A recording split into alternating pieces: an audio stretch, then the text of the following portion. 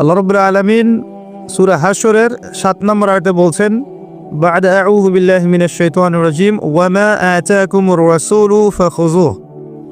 রাসূলুল্লাহ সাল্লাল্লাহু আলাইহি ওয়াসাল্লাম তোমাদেরকে যা দিয়েছেন, মানে যা দিয়েছেন, যত কিছু দিয়েছেন, ফাখুযুহু সেটাকে গ্রহণ করো, সেটা রিসিভ করো, গ্রহণ করে নাও। ওয়া মা নাহাকুম আনহু ফান্তাহু। রাসূলুল্লাহ সাল্লাল্লাহু আলাইহি ওয়াসাল্লাম তোমাদেরকে যা থেকে নিষেধ করেছেন বিরত থাকো।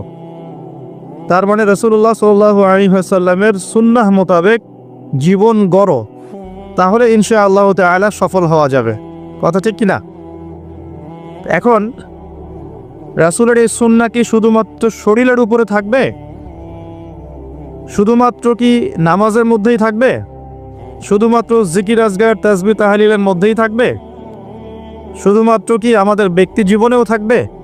নাকি জীবনের প্রত্যেকটা ক্ষেত্রেই সুন্নত বাস্তবায়ন করতে হবে? কোনটা?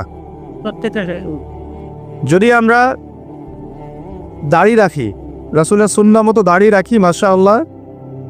আর আমি যুবক ভাইদেরকে রিকোয়েস্ট করব, যাদের দাড়ি নাই বা দাড়ি শেভ করছেন, আজকের লেকচারের পর থেকে দাড়ি আর শেভ করেন না, ওয়াদা করছেন ইনশাআল্লাহ।